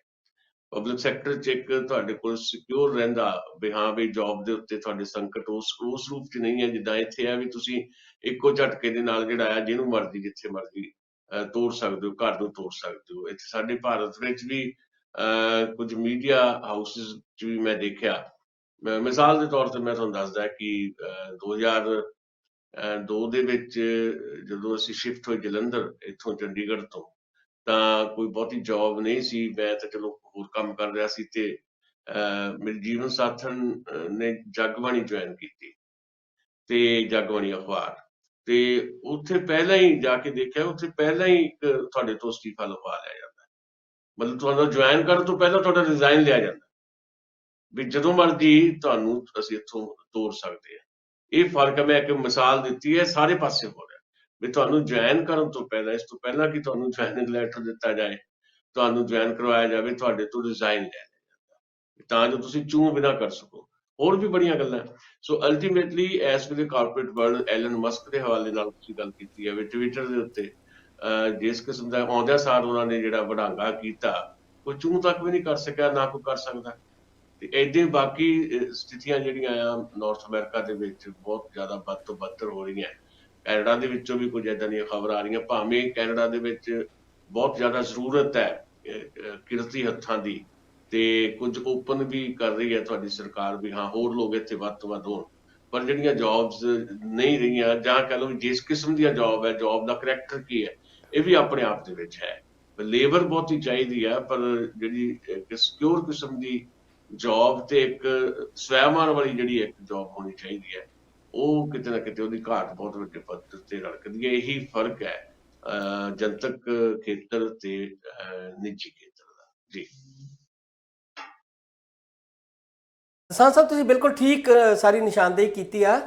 ਦਰਅਸਲ ਕੈਨੇਡਾ ਦਾ ਜਦੋਂ ਜ਼ਿਕਰ ਕਰਦੇ ਆ ਨਾ, ਇੱਥੇ ਵੀ ਜਿਹੜੀਆਂ ਜੌਬ ਦਿਖਾਈਆਂ ਜਾਂਦੀਆਂ ਨੇ ਇਹ ਸਾਰੀਆਂ ਪਾਰਟ ਟਾਈਮ ਜੌਬ ਨੇ, ਔਰ ਦੂਸਰੀਆਂ ਇਹ ਵੇਅਰ ਹਾਊਸ ਜੌਬ ਨੇ, ਜਾਂ ਰੈਸਟੋਰੈਂਟ ਦੀਆਂ ਜੌਬ ਨੇ, ਜਾਂ ਮਕੈਨਿਕਾਂ ਦੇ ਕੋਲ ਹੈਲਪਰ ਦੀਆਂ ਜੌਬ ਨੇ। ਜਿਹਨੂੰ ਤੁਸੀਂ ਸਨਮਾਨਜਨਕ ਜੌਬ ਕਹਿੰਦੇ ਹੋ ਨਾ, ਉਹ ਇੱਥੇ ਕਨਸੈਪਟ ਨਹੀਂ ਆ, ਬਹੁਤ ਘੱਟ, ਬਹੁਤ ਘੱਟ। ਤੇ ਜਿਹੜਾ ਉਸ ਜੌਬ ਤੇ ਪਹੁੰਚਦਾ ਵੀ ਆ, ਉਹਦੇ ਸਿਰ ਤੇ ਤਲਵਾਰ ਲਟਕਦੀ ਰਹਿੰਦੀ ਆ, ਜਿੱਦਾਂ ਹੁਣ ਆਪਾਂ ਜਿਹਦੀ ਡਿਸਕਸ ਕਰ ਰਹੇ ਹਾਂ। ਇੱਕ ਹੈਗੀ ਹੈ ਜੀ ਸੰਸਥਾ layoff.fii, ਜਿਹੜੀ ਇਹ ਲੇਆਫ ਦੇ ਉੱਤੇ ਸਾਰਾ ਨਿਗਾਹ ਰੱਖਦੀ ਆ। ਉਹਨਾਂ ਦੇ ਮੁਤਾਬਕ ਕਹਿਣ ਨੂੰ ਤੇ 11,000 ਹੀ ਅਸੀਂ ਕਹਿ ਰਹੇ ਹਾਂ ਨਾ ਕੱਢੀਆਂ ਨੇ ਟਵਿੱਟਰ ਵਾਲਿਆਂ ਨੇ। ਇਕੱਲੇ ਅਮਰੀਕਾ 'ਚ ਹੀ IT ਸੈਕਟਰ ਦੀਆਂ 1,20,000 ਜੌਬ ਜਿਹੜੀਆਂ ਉਹ ਜਾਂਦੀਆਂ ਲੱਗੀਆਂ ਨੇ। ਇਹੋ ਹਾਲਤ ਦੁਨੀਆ ਦੇ ਦੂਜਿਆਂ ਥਾਵਾਂ 'ਤੇ ਆ। ਕੋਵਿਡ ਦਾ ਭੰਨਿਆ ਵਰਡ ਜਿਹੜਾ ਆ ਅਜੇ ਪੈਰਾਂ ਸਿਰ ਨਹੀਂ ਹੋਇਆ, ਰਿਸੈਸ਼ਨ ਮੂੰਹ ਅੱਡੀ ਖੜਾ। ਦੂਜੇ ਪਾਸੇ ਜਿਸ ਤਰੀਕੇ ਦੀ ਗੇਮ ਚੱਲਦੀ ਆ, ਬਾਹਰੋਂ ਮਨੀ ਲਾਂਡਰਿੰਗ ਹੁੰਦੀ ਆ, ਚਾਈਨਾ ਤੋਂ ਆ ਕੇ ਪੈਸਾ ਲੱਗਦਾ ਆ, ਜਿੱਦਾਂ ਦੀ ਸਾਡੀ ਇੱਥੇ ਰੀਅਲ ਸਟੇਟ ਨੂੰ ਹਾਈਜੈਕ ਕਰ ਲਿਆ ਕੁਝ ਲੋਕਾਂ ਨੇ। ਪਹਿਲਾਂ ਤਾਂ ਕਿਹਾ ਜਾਂਦਾ ਸੀ ਬਿਲਡਰ ਮਾਫੀਆ, ਹੁਣ ਇਹ ਆ ਕਿ ਉਹ ਬਿਲਡਰ ਤੋਂ ਵੀ ਵੱਧ ਇੱਕ ਨਵਾਂ ਮਾਫੀਆ ਕ੍ਰੀਏਟ ਹੋ ਗਿਆ, ਜਿਨ੍ਹਾਂ ਕੋਲ 10-10, 15-15, 20-20 ਘਰ ਆ। ਬੜੇ ਪ੍ਰਾਊਡਲੀ ਲੋਕ ਕਹਿੰਦੇ, ਆਪਣੇ ਵੀ ਲੋਕ ਉਹਨਾਂ 'ਚ ਸ਼ਾਮਲ ਆ ਕਿ ਮੇਰੇ ਕੋਲ 16 ਪ੍ਰੋਪਰਟੀਜ਼ ਨੇ, ਮੇਰੇ ਕੋਲ 22 ਪ੍ਰੋਪਰਟੀ ਨੇ। ਤੇ ਉਹ ਇੱਕ ਤਰ੍ਹਾਂ ਦਾ ਇੱਕ ਸਾਈਕਲ ਬਣਾਇਆ ਹੋਇਆ ਕਿ ਇੱਕ ਥਾਂ ਲੈਂਦੇ ਆ, ਦੂਜੇ ਥਾਂ ਉਹ 'ਚੋਂ ਪੈਸੇ ਕੱਢਦੇ ਆ, ਇਨਵੈਸਟ ਕਰਦੇ ਆ, ਇਕੁਇਟੀ ਕੱਢਦੇ ਆ। ਇਹਨਾਂ ਸਾਰੀਆਂ ਚੀਜ਼ਾਂ 'ਤੇ ਨਿਗਾਹ ਰੱਖਣ ਲਈ ਸਰਕਾਰ ਨੇ ਸਕੰਜਾ ਕੱਸਿਆ ਤੇ ਹੁਣ ਮੌਰਗੇਜ ਲੈਣੀ ਔਖੀ ਹੋ ਗਈ ਤੇ ਰੇਟ ਇੰਟਰਸਟ ਵੱਧਦਾ ਜਾ ਰਿਹਾ। ਇਸ ਵੇਲੇ ਬਹੁਤ ਸਾਰੇ ਉਹ ਲੋਕ ਜਿਨ੍ਹਾਂ ਨੇ ਚੱਕਰ ਚਲਾਇਆ ਹੋਇਆ ਸੀਗਾ, ਉਹ ਇਸ ਵੇਲੇ ਭਾਰੀ ਵਿਪਤਾ ਦਾ ਸ਼ਿਕਾਰ ਨੇ। ਰੀਅਲ ਸਟੇਟ ਦੀ ਮਾਰਕੀਟ 'ਚ ਡਾਊਨਫਾਲ ਆਉਣ ਦੇ ਕਾਰਨ ਇੱਥੋਂ ਦੀ ਇਕੋਨਮੀ, ਕਿਉਂਕਿ ਰੀਅਲ ਸਟੇਟ ਜਿਹੜਾ ਇੱਕ ਵੱਡਾ ਫੈਕਟਰ ਆ ਸਾਡੀ ਇਕੋਨਮੀ ਦਾ, ਜਿੱਥੇ ਇੱਕ ਪਾਸੇ ਆਇਲ ਤੇ ਦੂਜੇ ਪਾਸੇ ਰੀਅਲ ਸਟੇਟ, ਪਰ ਰੀਅਲ ਸਟੇਟ ਨੇ ਇਸ ਵੇਲੇ ਲੋਕਾਂ ਨੂੰ ਪੜ੍ਹਨੇ ਪਾਇਆ ਹੋਇਆ ਜੀ। ਇਹ ਮਸਨੂਈ ਆ ਸਾਰਾ ਕੁਝ। ਇਹਦਾ ਜਿਹੜਾ ਬੈਲੂਨ ਹੈ ਉਹਦੇ ਚੋਂ ਹਵਾ ਨਿਕਲ ਰਹੀ ਆ ਹੁਣ, ਮੈਨੂੰ ਲੱਗਦਾ ਤੇ ਬੜੀ ਛੇਤੀ ਜਿਹੜਾ ਹੈ ਧਰਮ ਕਰਕੇ ਬਹੁਤ ਕੁਝ ਡਿੱਗਣਾ ਹੈ, ਕਿਉਂਕਿ ਮਸਨੂਈ ਸਾਰਾ ਕੁਝ ਜਿਹੜਾ ਸਿਰਜਿਆ ਗਿਆ। ਜਿੱਦਾਂ ਸਾਡੇ ਵੀ ਇੱਥੇ ਕਈ ਵਾਰੀ ਰੀਅਲ ਸਟੇਟ ਦੇ ਵਿੱਚ ਇਸ ਤਰ੍ਹਾਂ ਦਾ ਮਾਹੌਲ ਕ੍ਰੀਏਟ ਕਰ ਦਿੱਤਾ ਜਾਂਦਾ ਕਿ ਪ੍ਰਾਪਰਟੀਜ਼ ਜਿਹੜੀਆਂ ਤੁਹਾਡੀ ਅਪਰੋਚ ਤੋਂ ਬਾਹਰ ਹੋ ਜਾਂਦੀਆਂ, ਤੁਹਾਡੀ ਪਹੁੰਚ ਤੋਂ ਦੂਰ ਹੋ ਜਾਂਦੀਆਂ। ਫਿਰ ਅਸੀਂ ਦੇਖਦੇ ਹਾਂ ਕਿ ਅਚਾਨਕ ਹੀ ਖੜੋਤ ਦੀ ਸਥਿਤੀ ਆਉਂਦੀ ਹੈ ਤੇ ਫਿਰ ਪ੍ਰਾਪਰਟੀਜ਼ ਸਟਕਸ ਹੋ ਜਾਂਦੀਆਂ, ਨਾ ਤੁਹਾਨੂੰ ਮਾਰਕੀਟ ਦੇ ਵਿੱਚ ਬਾਹਰ ਮਿਲਦਾ ਕਿਸੇ ਕਿਸਮ ਦਾ, ਤੇ ਫਿਰ ਹੌਲੀ ਹੌਲੀ ਜਿਹੜਾ ਆ ਉਹਦਾ ਬੈਲੂਨ ਜਿਹੜਾ ਉਹਦੀ ਹਵਾ ਨਿਕਲਦੀ ਚਲੀ ਜਾਂਦੀ ਹੈ। ਜਿਹੜੀ ਜੌਬਸ ਬਾਰੇ ਤੁਸੀਂ ਗੱਲ ਕਰ ਰਹੇ ਹੋ ਵੀ 11,000 ਜਾਂ ਹੋਰ, ਜਾਂ ਉਹਦੀ ਤੁਸੀਂ ਗਿਣਤੀ ਜਾਂ ਬਾਕੀ ਗੱਲਾਂ ਤੁਸੀਂ ਛੱਡ ਦਿਓ। ਇਹਦੇ 'ਚ ਇੱਕ ਹੋਰ ਇੱਕ ਨੁਕਤਾ ਸਾਂਝਾ ਕਰਨ ਵਾਲਾ ਆ ਵੀ ਜਿਹੜੀ ਡਾਇਰੈਕਟ ਜਿਹੜੀ ਤੁਹਾਡੀ ਸਰਵਿਸ ਹੈਗੀ ਆ, ਜਿਹੜੀ ਤੁਸੀਂ ਫਿਜ਼ੀਕਲੀ ਸਰਵਿਸ ਦਿੰਦੇ ਹੋ ਕਿਸੇ ਕੰਪਨੀ ਨੂੰ, ਸਰੀਰਕ ਤੌਰ ਤੇ ਹਾਜ਼ਰ ਹੁੰਦੇ ਹੋ, ਆਫਿਸ ਜਾਂਦੇ ਹੋ, ਉਹ ਸ਼ਾਇਦ ਉਹਦਾ ਜਿਹੜਾ ਚੱਲਣ ਹੈ ਉਹਨੂੰ ਹੌਲੀ ਹੌਲੀ ਜਿਹੜਾ ਹੈ ਖਤਮ ਕਰਨ ਵੱਲ ਇਹ ਸਾਰੇ ਲੋਕ ਜਿਹੜੇ ਵੱਧ ਰਹੇ ਆ, ਕਿਉਂਕਿ ਉਹਦੇ ਵਾਸਤੇ ਉਹਨਾਂ ਨੂੰ ਬਹੁਤ ਕੁਝ ਪੇ ਕਰਨਾ ਪੈਂਦਾ। ਜਦੋਂ ਤੁਸੀਂ ਆਫਿਸ ਜੌਬ ਕਰਦੇ ਹੋ ਤੇ ਉਹ ਜਿਹੜਾ ਪੇਮੈਂਟ ਜਾਂ ਪੇ ਜਾਂ ਜਿਹੜਾ ਪਰ ਆਵਰਸ ਜਿਹੜੇ ਤੁਹਾਨੂੰ ਦਿੱਤੇ ਜਾਂਦੇ ਆ ਉਹ ਹੋ ਰਿਹਾ। ਤੇ ਜਿਹੜਾ ਵਰਕ ਫਰੋਮ ਹੋਮ ਦਾ ਇੱਕ ਨਵਾਂ ਕਨਸੈਪਟ ਜਿਹੜਾ ਕੋਵਿਡ ਨੇ ਕੱਢਿਆ, ਤੇ ਉਸ ਪਾਸੇ ਵੱਲ ਨੂੰ ਵੀ ਦੁਨੀਆ ਵੱਧ ਰਹੀ ਹੈ। ਤੇ ਉਹਦੇ ਤੋਂ ਵੀ ਅੱਗੇ ਜਾ ਕੇ ਜਿਹੜਾ ਆਊਟਸੋਰਸ ਹੈ, ਕਿਉਂਕਿ ਲੇਬਰ ਦਾ ਮਾਮਲਾ ਹੈ, ਜਿਹੜੀ ਲੇਬਰ ਮਤਲਬ ਜਿੱਥੇ ਤੁਹਾਡਾ ਮੰਨ ਲਓ ਐਗਜ਼ਾਮਪਲ ਦੇ ਤੌਰ ਦੇ ਉੱਤੇ ਪਰ ਆਵਰ ਜੇ ਤੁਸੀਂ ਕਿਸੇ ਨੂੰ ਮਤਲਬ $20 ਤੇ ਕੰਮ ਕਰਵਾਉਂਦੇ ਹੋ ਤੇ ਆਊਟਸੋਰਸ ਦੇ ਵਿੱਚ ਉਹ $3 ਤੇ ਹੋ ਰਿਹਾ। ਇੱਥੇ ਭਾਰਤ ਦੇ ਵਿੱਚ ਬਹੁਤ ਸਾਰੇ, ਇੱਥੇ ਸਾਡੇ ਇੱਥੇ ਚੰਡੀਗੜ੍ਹ ਦੇ ਵਿੱਚ ਹੀ, ਤੇ ਚਲੋ ਬੰਗਲੌਰ ਤਾਂ ਹੱਬ ਹੈ ਕਿਸਮ ਦੀ, ਇੱਥੇ ਚੰਡੀਗੜ੍ਹ ਮੋਹਾਲੀ ਦੇ ਵਿੱਚ ਸੈਂਕੜੇ ਦੀ ਤਾਦਾਦ ਵਿੱਚ ਜਿਹੜੇ ਆ ਇਸ ਤਰ੍ਹਾਂ ਦੇ ਜਿਹੜੇ ਆਊਟਸੋਰਸਡ ਆਫਿਸ ਹੈਗੇ ਜਿਹੜੇ ਤੁਹਾਡਾ ਕੰਮ ਚਲਾ ਰਹੇ ਆ। ਇੱਥੋਂ ਬੈਠ ਕੇ ਤੁਹਾਡਾ ਮੈਡੀਕਲ ਹੈਂਡਲ ਹੋ ਰਿਹਾ, ਇੱਥੋਂ ਬੈਠ ਕੇ ਤੁਹਾਡਾ ਟਰਾਂਸਪੋਰਟ ਹੈਂਡਲ ਹੋ ਰਿਹਾ, ਤੇ ਉੱਥੇ ਬੈਠ ਕੇ ਜੇ ਕਰਵਾਉਣਾ ਹੋਵੇ ਕਿਸੇ ਨੂੰ ਤੁਸੀਂ $4,000 ਦੇ ਉੱਤੇ ਮਤਲਬ ਮਹੀਨੇ ਦਾ ਤੁਹਾਨੂੰ $4,000 ਦੇਣਾ ਪੈ ਰਿਹਾ, ਇੱਥੇ ਉਹਦੇ ਮੁਕਾਬਲੇ $500 ਦੇ ਵਿੱਚ ਤੁਸੀਂ ਇੱਕ ਮਤਲਬ ਉਸ ਕਿਸਮ ਦੀ ਲੇਬਰ ਲੈ ਸਕਦੇ ਹੋ। ਸੋ ਆਊਟਸੋਰਸ ਨੇ ਵੀ ਜਿਹੜਾ ਆ ਤੁਹਾਡਾ ਜਿਹੜਾ ਡਾਇਰੈਕਟ ਸਰਵਿਸ ਜਿਹੜੀ ਹੈ ਉਹਦੇ ਤੇ ਬਹੁਤ ਵੱਡਾ ਅਸਰ ਪਾਇਆ। ਕਾਰਪੋਰੇਟ ਨੂੰ ਤਾਂ ਫਿਰ ਸਸਤੀ ਕਿਰਤ ਚਾਹੀਦੀ ਹੈ ਨਾ, ਮੁਨਾਫਾ ਜ਼ਿਆਦਾ ਚਾਹੀਦਾ, ਉਹਨੂੰ ਮੁਨਾਫਾ ਜ਼ਿਆਦਾ ਚਾਹੀਦਾ ਹੈ ਤੇ ਲੇਬਰ ਜਿਹੜੀ ਹੈ ਉਹ ਸਸਤੀ ਚਾਹੀਦੀ ਹੈ। ਤੇ ਏਸ਼ੀਅਨ ਮੁਲਕਾਂ ਤੋਂ ਉਹਨਾਂ ਨੂੰ ਆਊਟਸੋਰਸ ਦੇ ਵਿੱਚੋਂ ਬਹੁਤ ਜ਼ਿਆਦਾ ਸਸਤੀ ਜਿਹੜੀ ਲੇਬਰ ਮਿਲਦੀ ਹੈ। ਇੱਥੇ ਇਹਨਾਂ ਲਈ ਬਹੁਤ ਵੱਡੀ ਗੱਲ ਹੈ ਇਹ, ਜਿਹੜੇ ਇੱਥੇ ਕੰਮ ਕਰਦੇ ਆ ਬੱਚੇ ਮਤਲਬ ਸਾਡੇ ਇੱਥੇ ਰਾਤ ਨੂੰ ਸਾਰੇ ਆਫਿਸ ਚੱਲਦੇ ਆ, ਕਿਉਂਕਿ ਦਿਨ ਦਾ ਤੁਹਾਡਾ ਕਾਰੋਬਾਰ ਇੱਥੇ ਰਾਤ ਨੂੰ ਬੈਠ ਕੇ ਸਾਡੇ ਬੱਚੇ ਸਾਂਭਦੇ ਆ। ਤੇ ਜਿਹੜਾ ਉੱਥੇ ਤੁਹਾਨੂੰ 4000 ਜਿਹੜਾ ਪ੍ਰਾਈਵੇਟ ਸੈਕਟਰ ਨੂੰ 4 ਜਾਂ 5000 ਡਾਲਰ ਦੇ ਵਿੱਚ ਇੱਕ ਵਰਕਰ ਪੈਂਦਾ, ਇੱਥੇ ਉਹ 500 ਡਾਲਰ 'ਚ ਕੰਮ ਤੁਹਾਡਾ ਕਰੀ ਜਾਂਦੇ ਆ। ਇਹ ਵੀ ਖੁਸ਼ ਹੈ ਵੀ ਚਲੋ ਘੱਟੋ ਘੱਟ ਸਾਨੂੰ ਜਿਹੜੇ ਇੱਥੇ ਇੰਡੀਅਨ ਜਿਹੜੀ ਭਾਰਤੀ ਜਿਹੜਾ ਸਾਡਾ ਜਿਹੜਾ ਮਿਨੀਮਮ ਵੇਜ ਹੈ ਉਹਦੇ ਤੋਂ ਜ਼ਿਆਦਾ ਵੇਜ ਸਾਨੂੰ ਮਿਲ ਰਹੀ ਹੈ। ਸੋ ਇਹ ਸਾਰਾ ਚਲਨ ਜਿਹੜਾ ਸਾਰੀ ਦੁਨੀਆ ਤੇ ਹੈਗਾ। ਸੋ ਨਵੇਂ ਇੱਕ ਕਿਸਮ ਦਾ ਇੱਕ ਕਾਰਪੋਰੇਟ ਦਾ ਇੱਕ ਨਵਾਂ ਤਰੀਕਾ ਹੈ ਇਹ ਵੀ ਤੁਹਾਨੂੰ ਜੌਬਲੈਸ ਵੀ ਕਰ ਦੇਣਾ ਹੈ, ਤੇ ਜੇ ਤੁਸੀਂ ਕੰਮ ਲੈਣਾ ਆ ਤਾਂ ਫਿਰ ਉਹਦੇ ਵਾਸਤੇ ਤੁਹਾਡੇ ਕੋਲ ਵਰਕ ਫਰੋਮ ਹੋਮ ਇੱਕ ਕਨਸੈਪਟ ਹੈ, ਤੇ ਉਸ ਤੋਂ ਅੱਗੇ ਜਿਹੜਾ ਆਊਟਸੋਰਸ ਹੈ। ਜੀ ਬਿਲਕੁਲ ਜੀ। ਦਸਾਂਝ ਸਾਹਿਬ ਬਿਲਕੁਲ ਸਹੀ ਤੁਸੀਂ ਟਿੱਪਣੀ ਕੀਤੀ ਹੈ। ਜਿਹੜਾ ਆਊਟਸੋਰਸ ਆ, ਜਿਹੜੇ ਕਾਲ ਸੈਂਟਰ ਨੇ, ਤੁਹਾਡਾ ਇੱਥੇ ਫ੍ਰਿਜ ਖਰਾਬ ਹੋ ਜਾਂਦਾ, ਤੁਸੀਂ ਕਾਲ ਕਰਦੇ ਹੋ ਤੇ ਕਾਲ ਜਾ ਕੇ ਚੁੱਕੀ ਜਾਂਦੀ ਆ ਚੰਡੀਗੜ੍ਹ ਤੋਂ। ਉਹਦੇ ਐਕਸੈਂਟ ਤੋਂ ਪਤਾ ਲੱਗ ਜਾਂਦਾ ਹੈ ਕਿ ਕੌਣ ਬੋਲ ਰਿਹਾ ਹੈ। ਤੇ ਮਕੈਨਿਕ ਤੁਹਾਡੇ ਘਰ ਸਕੈਜੂਲ ਕਰਨ ਲਈ ਵੀ ਚੰਡੀਗੜ੍ਹ ਤੋਂ ਸਕੈਜੂਲ ਹੁੰਦਾ, ਤੇ 2 ਘੰਟਿਆਂ ਬਾਅਦ ਤੁਹਾਡੇ ਘਰ ਮਕੈਨਿਕ ਆ ਜਾਂਦਾ ਹੈ। ਇਸੇ ਤਰ੍ਹਾਂ ਹੀ ਹੋਰ ਤੁਹਾਨੂੰ ਸਰਵਿਸਿਜ਼ ਜਿਹੜੀਆਂ ਚਾਹੀਦੀਆਂ ਨੇ, ਇੱਦਾਂ ਹੀ ਹੁੰਦਾ। ਤੇ ਮੈਡੀਕਲ ਟਰਾਂਸਕ੍ਰਿਪਸ਼ਨ ਦਾ ਕੰਮ ਤੇ ਬਹੁਤ ਵੱਡੀ ਪੱਧਰ ਤੇ ਬਹੁਤ ਸਮਿਆਂ ਤੋਂ ਲਗਾਤਾਰ ਜਿਹੜਾ ਉਹ ਹੋ ਰਿਹਾ। ਸੋ ਚਲੋ ਰਲ ਮਿਲ ਕੇ ਦੁਨੀਆ ਦਾ ਚੱਲਣ ਹੈ ਜੀ। ਹੁਣ ਜਿਹੜੇ ਯੁੱਗ 'ਚ ਅਸੀਂ ਰਹਿ ਰਹੇ ਹਾਂ, ਇਹਨੂੰ ਇੰਨੀ ਆਸਾਨੀ ਨਾਲ ਬਦਲ ਪਾਉਣਾ ਸੰਭਵ ਨਹੀਂ ਆ। ਉਹਦੇ ਵਿੱਚ ਜੀਣਾ ਸਿੱਖਣਾ ਪੈਂਦਾ, ਪਰ ਨਾਲ ਦੀ ਨਾਲ ਆਪਣੇ ਹੱਕਾਂ ਦੀ ਲੜਾਈ ਲਈ ਵੀ ਕਮਰ ਕੱਸੇ ਹਮੇਸ਼ਾ ਕਰੇ ਰੱਖਣੇ ਬਣਦੇ ਆ। ਅਗਲੀ ਖਬਰਾਂ ਵੱਲ ਵਧਦੇ ਆ ਜੀ। ਪਾਕਿਸਤਾਨ 'ਚ ਸਟੈਬਲਾਈਜ਼ ਹੋਈ ਇਮਰਾਨ ਖਾਨ ਦੀ ਸਰਕਾਰ, ਤੇ ਹੁਣ ਇੱਥੇ ਇੱਕ ਨਵੀਂ ਪਸੂੜੀ ਪਈ ਹੋਈ ਆ। ਜਨਰਲ ਸਾਹਿਬ ਬਦਲੇ ਜਾਣੇ ਆ, ਨਵੇਂ ਜਨਰਲ। ਤੇ ਕਿਹਾ ਜਾਂਦਾ ਹੈ ਕਿ ਜਿਹੜੇ ਜਨਰਲ ਨੂੰ ਐਕਸਟੈਂਸ਼ਨ ਦਿੱਤੀ ਜਾਂਦੀ ਆ ਉਹੋ ਹੀ ਪ੍ਰਾਈਮ ਮਿਨਿਸਟਰ ਨੂੰ ਲੈ ਕੇ ਬਹਿੰਦਾ। ਤੇ ਹੁਣ ਇਸ ਗੱਲ ਨੂੰ ਲੈ ਕੇ ਉੱਥੇ ਬੜੀ ਖਿੱਚੋਤਾਣ ਚੱਲ ਰਹੀ ਵੀ ਨਵਾਂ ਜਨਰਲ ਕੌਣ ਬਣੇ। ਤੇ ਇਹਦੇ ਪਿੱਛੇ ਫਿਰ ਇੱਕ ਚਰਚਾ ਚੱਲ ਰਹੀ ਆ ਕਿ ਅਮਰੀਕਾ ਦੀ ਲੌਬੀ ਜਿਹੜੀ ਆ ਉਹ ਕੰਮ ਕਰ ਰਹੀ ਆ ਵੀ ਕਿਹੜਾ ਜਨਰਲ ਉਹਨਾਂ ਨੂੰ ਸੂਟ ਕਰਦਾ ਹੈ।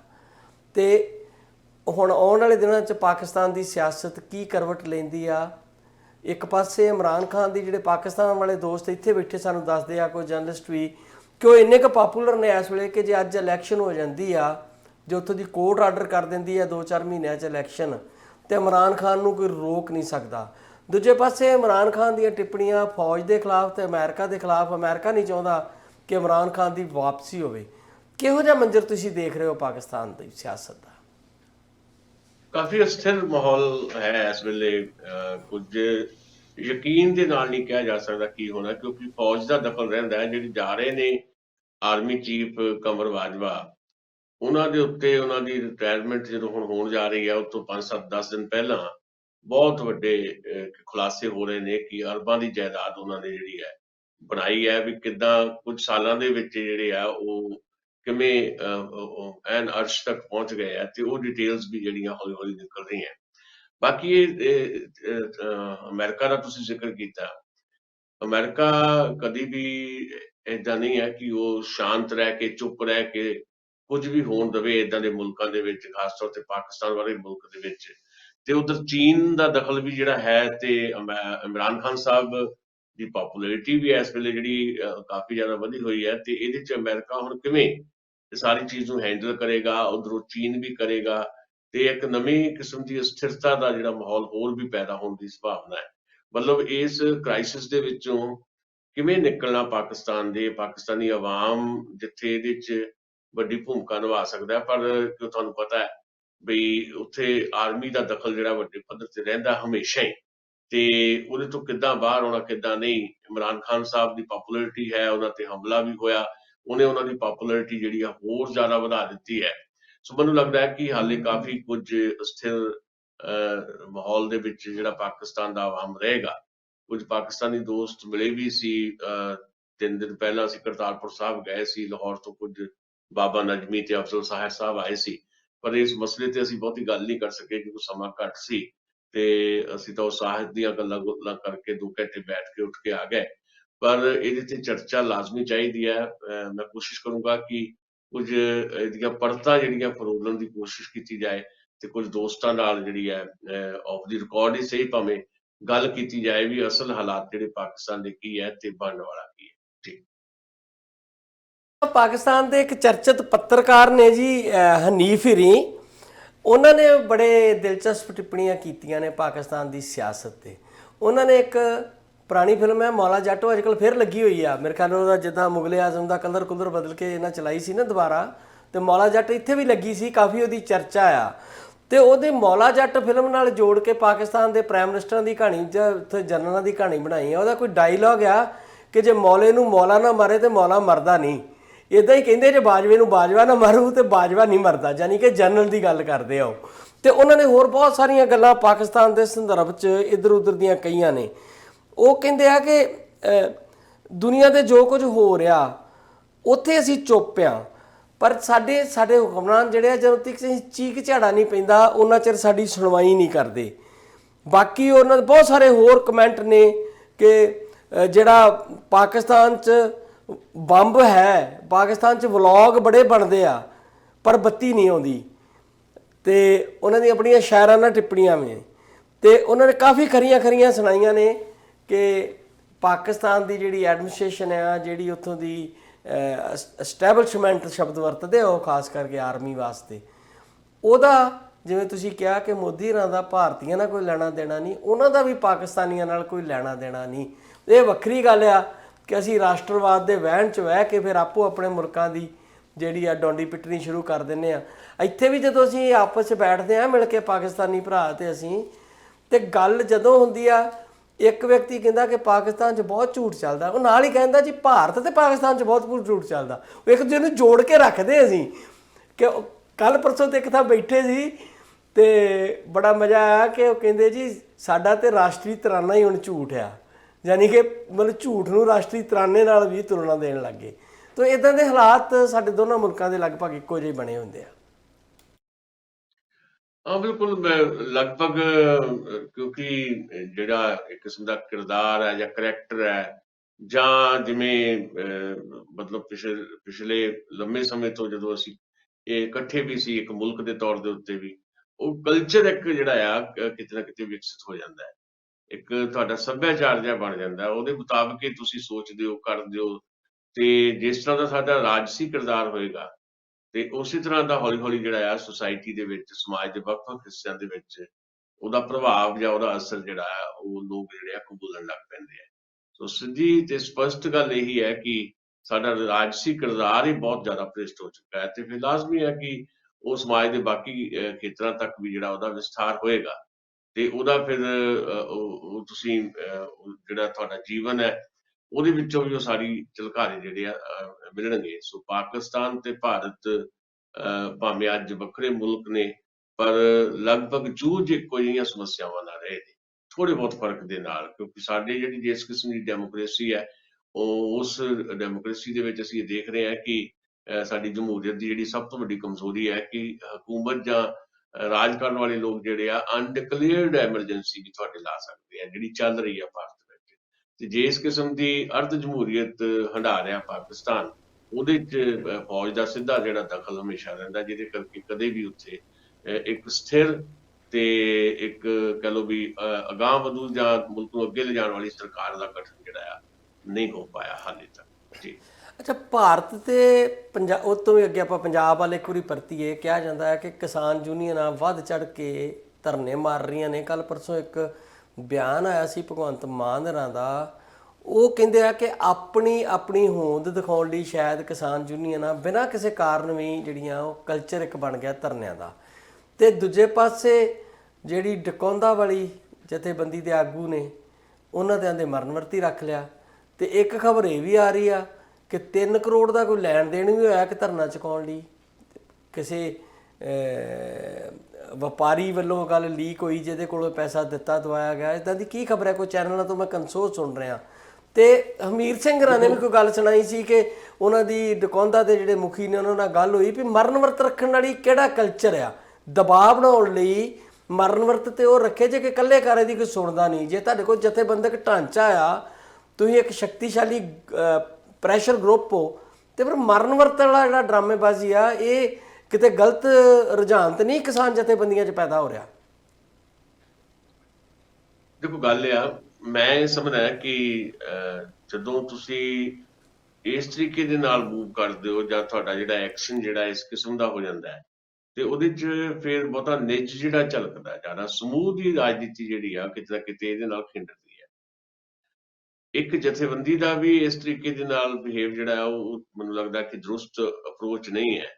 ਸਗੋਂ ਇੱਕ ਦੀ ਥਾਂ ਦੇ ਉੱਤੇ ਜਿਹੜੀਆਂ ਬਾਕੀ ਜਿਹੜੀਆਂ ਘੱਟੋ ਘੱਟ ਕਾਮਨ ਪ੍ਰੋਗਰਾਮ ਤੇ ਇਕੱਠੀਆਂ ਹੋ ਸਕਦੀਆਂ ਜਥੇਬੰਦੀਆਂ, ਤੇ ਉਹ ਪੰਜਾਬ ਨਾਲ ਜੁੜੇ ਮੁੱਦਿਆਂ ਦੇ ਉੱਤੇ, ਪੰਜਾਬ ਦੀ ਕਿਸਾਨੀ ਨਾਲ, ਪੰਜਾਬ ਦੇ ਮਜ਼ਦੂਰਾਂ ਨਾਲ ਜੁੜੇ ਮੁੱਦਿਆਂ ਦੇ ਉੱਤੇ ਇੱਕ ਸਾਂਝੀ ਸਮਝਦਾਰੀ ਨਾਲ ਅੱਗੇ ਵਧਣ ਦੀ ਜ਼ਰੂਰਤ ਹੈ, ਤੇ ਉਹਦੇ ਵਾਸਤੇ ਪੜਾਅ ਦਰ ਪੜਾਅ ਹੁੰਦਾ ਹੈ। ਮਤਲਬ ਮਰਦ ਵਰਤ ਜਿਸ ਰੂਪ ਦੇ ਵਿੱਚ ਅਸੀਂ ਦੇਖਦੇ ਹਾਂ, ਉਹਦਾ ਸੰਕਲਪ ਜਿਹੜਾ ਮਰਦ ਵਰਤ ਦਾ, ਉਹਨੂੰ ਜੇ ਪਿਛਲੇ ਲੰਮੇ ਸਮੇਂ ਤੋਂ ਜੇ ਅਸੀਂ ਦੇਖਣਾ ਹੋਵੇ ਤਾਂ ਉਹਨੂੰ ਆਖਰੀ ਹਥਿਆਰ ਦੇ ਤੌਰ ਤੇ ਵਰਤਿਆ ਜਾਂਦਾ ਰਿਹਾ, ਤੇ ਮੈਂ ਘੱਟੋ ਘੱਟ ਇਸ ਤਰ੍ਹਾਂ ਦਾ ਜਿਹੜਾ ਕੋਈ ਐਕਸ਼ਨ ਹੈ ਉਹਦੇ ਹੱਕ 'ਚ ਨਹੀਂ ਹੈ, ਕਿਉਂਕਿ ਇਹ ਤਰੀਕਾ ਜਿਹੜਾ ਕੋਈ ਬਹੁਤਾ ਵਾਜਬ ਨਹੀਂ ਹੈ, ਤੇ ਨਾ ਹੀ ਕਿਸੇ ਨੇ ਮਰਨਾ ਹੈ।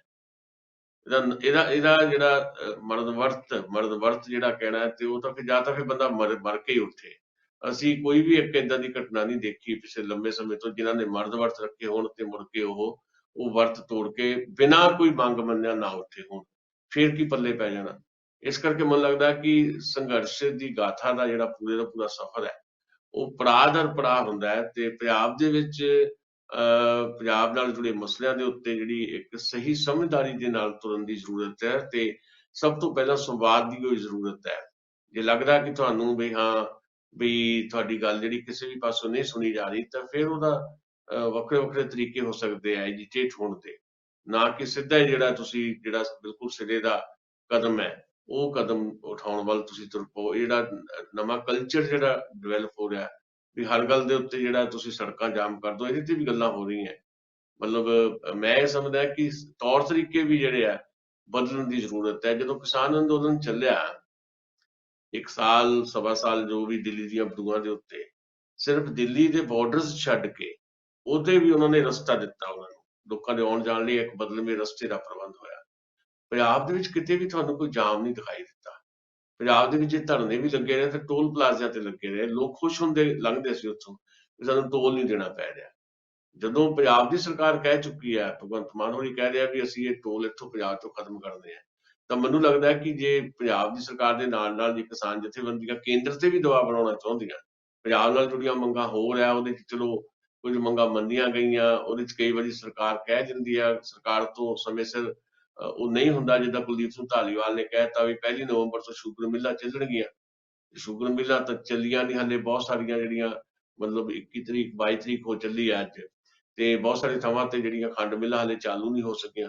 ਤੁਹਾਡਾ ਇਹ ਸੰਕਟ ਹੈ, ਤੁਸੀਂ ਫਿਰ ਸਰਕਾਰ ਨਾਲ ਗੱਲ ਕਰ ਸਕਦੇ ਹੋ। ਧਰਨਾ ਮੁਜ਼ਾਹਰਾ ਆਪਣੀ ਥਾਂ ਦੇ ਉੱਤੇ, ਪਰ ਧਰਨਾ ਲਾਉਂਦੇ ਕਿੱਥੇ, ਉਹਦੇ ਨਾਲ ਲੋਕਾਂ ਨੂੰ ਕੀ ਤਕਲੀਫ ਹੁੰਦੀ ਹੈ।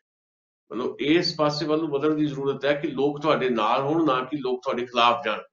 ਜਦੋਂ 4-4 ਘੰਟੇ ਚੰਡੀਗੜ੍ਹ ਤੋਂ ਜਾਂਦਿਆਂ ਤੁਹਾਨੂੰ ਪਟਿਆਲੇ ਤੱਕ 4 ਘੰਟੇ ਜਿਹੜਾ ਜਾਮ 'ਚ ਫਸਣਾ ਪਵੇ, ਤੁਹਾਡੇ ਜ਼ਰੂਰੀ ਕੰਮ ਰੁਕ ਜਾਂਦੇ ਆ, ਤੇ ਜਿਹੜੀ ਇੱਕ ਸਿੰਪਥੀ ਰੱਖਣ ਵਾਲਾ ਬੰਦਾ ਹੁੰਦਾ ਉਹ ਵੀ ਹੌਲੀ-ਹੌਲੀ ਜਿਹੜਾ ਆ ਕਿਤੇ ਨਾ ਕਿਤੇ ਵਿਰੋਧ ਵਿੱਚ ਆ ਜਾਂਦਾ, ਯਾਰ ਇਹਨਾਂ ਨੇ ਕੀ ਕੰਮ ਫੜਿਆ ਹੋਇਆ ਜੀ, ਧਰਨਾ ਲਾਉਣਾ ਤਾਂ ਉਹਦਾ ਕੋਈ ਤਰੀਕਾ ਹੋਰ ਲੱਭ ਲੈਣ ਜਿਹਦੇ ਕਰਕੇ ਲੋਕ ਪਰੇਸ਼ਾਨ ਨਾ ਹੋਣ। ਤੁਸੀਂ ਵਜ਼ੀਰਾਂ ਦੇ ਘਰਾਂ ਦੇ ਮੂਹਰੇ ਧਰਨੇ ਲਾ ਲਓ, ਮੁੱਖ ਮੰਤਰੀ ਦੇ ਘਰ ਦੇ ਮੂਹਰੇ ਲਾ ਲਓ, ਸੈਕਟਰੀਏਟ ਲਾ ਲਓ, ਪਰ ਆਵਾਜਾਈ ਦੇ ਸਾਧਨ ਰੋਕਣੇ ਜਿਹੜੇ ਆ ਕੋਈ ਬਹੁਤ ਜ਼ਿਆਦਾ ਜਦੋਂ ਬਿਲਕੁਲ ਸਿਰਾ ਹੋ ਜਾਵੇ ਉਦੋਂ ਤੱਕ ਮੈਨੂੰ ਲੱਗਦਾ ਕਿ ਦਰੁਸਤ ਅਪਰੋਚ ਨਹੀਂ ਹੈ। ਬਾਕੀ ਮਰਦ ਵਰਤ ਦਾ ਆਪਾਂ ਜ਼ਿਕਰ ਕਰੀਏ ਜੀ। ਵੈਸੇ ਖਬਰ ਲੇਟੈਸਟ ਇਹ ਵੀ ਆ ਰਹੀ ਹੈ ਦਸਾਂਝ ਸਾਹਿਬ ਕਿ ਡੱਲੇਵਾਲ ਹੋਰਾਂ ਦੀ ਸਿਹਤ ਕਾਫੀ ਖਰਾਬ ਹੋ ਗਈ, ਇਹਨਾਂ ਦਾ ਸ਼ੂਗਰ ਲੈਵਲ ਬਹੁਤ ਡਾਊਨ ਹੋ ਗਿਆ, ਤੇ ਡਾਕਟਰ ਕਹਿੰਦੇ ਆ ਕਿ ਇਹਨਾਂ ਨੂੰ ਇਮੀਡੀਏਟਲੀ ਹਸਪਤਾਲ ਲੈ ਕੇ ਜਾਣਾ ਚਾਹੀਦਾ ਹੈ, ਨਹੀਂ ਤੇ ਇਹਨਾਂ ਨੂੰ ਅਟੈਕ ਆ ਸਕਦਾ ਹੈ। ਤੇ ਡੱਲੇਵਾਲ ਹੋਰਾਂ ਨੇ ਜਾਣ ਤੋਂ ਕਰ ਦਿੱਤੀ ਹੈ ਨਾ। ਦੂਜੇ ਪਾਸੇ ਉਹ ਕਹਿੰਦੇ ਆ ਕਿ ਜਿਹੜੀ ਪਾਰਟੀ ਖੁਦ ਧਰਨਿਆਂ 'ਚੋਂ ਪੈਦਾ ਹੋਈ ਆ, ਤੇ ਉਹਦੇ ਕਮੈਂਟ ਕਿ ਧਰਨੇ ਜਿਹੜੇ ਆ ਠੀਕ ਨਹੀਂ ਗਏ, ਸਾਨੂੰ ਇਹ ਗੱਲ ਬਹੁਤ ਪਿੰਚ ਕਰ ਰਹੀ ਆ, ਇਸ ਕਰਕੇ ਅਸੀਂ ਇਹ ਜਿਹੜੇ ਧਰਨੇ ਆ ਇਹ ਖਤਮ ਨਹੀਂ ਕਰਨੇ। ਪਰ ਜਿਹੜੀ ਗੱਲ ਮੈਂ ਜਾਣਨਾ ਚਾਹ ਰਿਹਾ ਸੀ, ਕੁਝ ਚੈਨਲਾਂ ਨੇ ਗੱਲ ਚਲਾਈ ਹੋਈ ਆ ਕਿ 3 ਕਰੋੜ ਦਾ ਲੈਣ ਦੇਣ ਹੋਇਆ ਕੋਈ ਧਰਨਾ ਚੁਕਾਉਣ ਲਈ, ਉਹ ਕਿਤੇ ਖਬਰ ਹੈ ਜੀ ਕਿ ਕੀ ਖਬਰ ਹੈ? ਨਹੀਂ, ਉਹ ਦੇਖੋ ਗੱਲ ਆ ਵੀ ਉਹਦੀ ਅਸੀਂ ਘੱਟੋ ਘੱਟ ਟੀਵੀ ਪੰਜਾਬੀ ਦੁਨੀਆ ਕਦੀ ਪੁਸ਼ਟੀ ਨਹੀਂ ਕਰਦਾ ਬਿਨਾਂ ਤੱਥਾਂ ਤੋਂ, ਸਾਡੇ ਕੋਲ ਕੋਈ ਜਾਣਕਾਰੀ ਨਹੀਂ ਹੈ, ਇਹਦੀ ਪੁਸ਼ਟੀ ਕੀਤੀ ਨਹੀਂ ਜਾ ਸਕਦੀ। ਇਸ ਤਰ੍ਹਾਂ ਦੀਆਂ ਗੱਲਾਂ ਅਕਸਰ ਹੁੰਦੀਆਂ ਰਹਿੰਦੀਆਂ, ਬਹੁਤ ਗੱਲਾਂ ਹੋਰ ਵੀ ਹੋਈਆਂ ਕਿਸਾਨ ਅੰਦੋਲਨ ਦੇ ਦੌਰਾਨ ਵੀ, ਬਹੁਤ ਸਾਰੀ ਗੱਲ ਜਿਹੜੀ ਸੋਸ਼ਲ ਮੀਡੀਆ ਤੇ ਆਈ ਹੈ, ਇਹ ਘੱਟੋ ਘੱਟ ਸਾਡੇ ਕੋਲ ਇਹਦੇ ਕੋਈ ਤੱਥ ਨਹੀਂ ਹੈ, ਇਸ ਕਰਕੇ ਅਸੀਂ ਇਸ ਖਬਰ ਦੀ ਪੁਸ਼ਟੀ ਨਹੀਂ ਕਰਦੇ ਜੀ। ਜੀ, ਤੁਸੀਂ ਮੈਨੂੰ ਖਬਰ ਇੱਕ ਭੇਜੀ ਸੀ ਕਿ ਰਾਜਸਥਾਨ 'ਚ ਜਾ ਕੇ ਅੰਮ੍ਰਿਤਸਰ ਪੁਲਿਸ ਨੇ ਐਕਸ਼ਨ ਕੀਤਾ। ਮੈਂ ਖਬਰ ਕਿਸੇ ਹੋਰ ਢੰਗ ਨਾਲ ਪੜ੍ਹੀ ਆ ਕਿ ਅੰਮ੍ਰਿਤਸਰ ਤੋਂ ਕੁਝ ਵਿਅਕਤੀ ਫੜੇ ਆ ਜਿਹੜੇ ਰਾਜਸਥਾਨ ਨਾਲ ਸੰਬੰਧਿਤ ਆ, ਕੁਝ ਖਬਰ ਇਦਾਂ ਦੀ ਸੀ। ਜਿਹੜੀ ਮੇਰੇ ਕੋਲ ਖਬਰ ਹੈ, ਜਾਂ ਕਹਿ ਲਓ ਵੀ ਜਿਹੜੀ ਬਹੁਤ ਹੀ ਰਿਪਿਊਟਡ ਇੱਕ ਸਾਡੀ ਅਖਬਾਰ ਹੈ ਇੱਥੇ ਹਿੰਦੀ ਦੀ, ਦੈਨਿਕ ਭਾਸਕਰ, ਉਹਦੀ ਰਿਪੋਰਟ ਦੇ ਮੁਤਾਬਕ ਤਾਂ ਇਹੀ ਹੈ ਕਿ ਉਹ ਪੰਜਾਬ ਪਾਰ ਕਰ ਗਏ ਸੀ ਤੇ ਉਹ ਰਾਜਸਥਾਨ ਜਾ ਚੁੱਕੇ ਸੀ ਤੇ ਫਿਰ ਪੰਜਾਬ ਪੁਲਿਸ ਕੋਲ ਇਨਫੋਰਮੇਸ਼ਨ ਸੀ, ਉਹਨਾਂ ਨੇ ਉੱਥੇ ਜਾ ਕੇ ਬਕਾਇਦਾ ਉਹਨਾਂ ਦਾ ਪਿੱਛਾ ਕਰਕੇ ਉਹਨਾਂ ਨੂੰ ਗ੍ਰਿਫਤਾਰ ਕੀਤਾ ਹੈ। ਬਾਕੀ ਹੋ ਸਕਦਾ ਪੜਤਾਲ ਤੋਂ ਬਾਅਦ ਕੁਝ ਹੋਰ ਗੱਲਾਂ ਪੁਲਿਸ ਬਰੀਫਿੰਗ ਕਰੇ। ਕੋਈ ਪ੍ਰੈਸ ਕਾਨਫਰੰਸ ਨਹੀਂ ਹੈ ਪੁਲਿਸ ਦੀ ਸਾਡੇ ਸਾਹਮਣੇ ਜਿਹਦੇ 'ਚ ਸਹੀ ਤਰੀਕੇ ਨਾਲ ਬਰੀਫਿੰਗ ਕੀਤੀ ਗਈ ਹੋਵੇ। ਸਿਰਫ ਕੁਝ ਖਬਰਾਂ ਇਸ ਕਿਸਮ ਦੀਆਂ ਆਈਆਂ, ਬਾਕੀ ਇਹ ਕੋਈ ਵੱਖਰਾ ਮਾਮਲਾ ਵੀ ਹੋ ਸਕਦਾ, ਅੰਮ੍ਰਿਤਸਰ ਜਾਂ ਤਰਨਤਾਰਨ ਵਾਲਾ ਕੋਈ ਵੱਖਰਾ ਮਾਮਲਾ। ਤੇ ਇੱਕ ਕੋਈ 5 ਲੱਖ ਦਾ ਇਨਾਮੀ ਅੱਤਵਾਦੀ ਹੈ ਜੀ, ਕੋਈ ਖਾਨਪੁਰੀਆ, ਉਹਨੂੰ ਦਿੱਲੀ ਦੇ 에ਅਰਪੋਰਟ ਤੋਂ ਗ੍ਰਿਫਤਾਰ ਕੀਤਾ। ਗੋਲਡੀ ਬਰਾੜ ਬਾਰੇ ਖਬਰ ਆ ਰਹੀ ਆ ਕਿ ਉਹਦਾ ਰੈੱਡ ਕਾਰਨਰ ਨੋਟਿਸ ਜਾਰੀ ਕੀਤਾ। ਕੁਝ ਉਹਦੇ ਗਰੁੱਪ ਦੇ ਹੋਰ ਬੰਦੇ ਵੀ ਜਿਹੜੇ ਅਰੈਸਟ ਕੀਤੇ ਗਏ ਆ। ਕਾਫੀ ਐਕਟਿਵਲੀ ਜਿਹੜਾ ਵਾ ਪੁਲਿਸ ਕੰਮ ਕਰ ਰਹੀ ਲੱਗਦੀ ਆ ਕਿਤੇ ਨਾ ਕਿਤੇ, ਖਾਸ ਕਰਕੇ ਜਿਹੜੇ ਗੈਂਗਸਟਰ ਕਲਚਰ ਆ ਉਹਨੂੰ ਨੱਥ ਪਾਉਣ ਲਈ ਕਾਫੀ ਸਰਗਰਮੀ ਨਾਲ ਕੰਮ ਕੀਤਾ ਜਾ ਰਿਹਾ।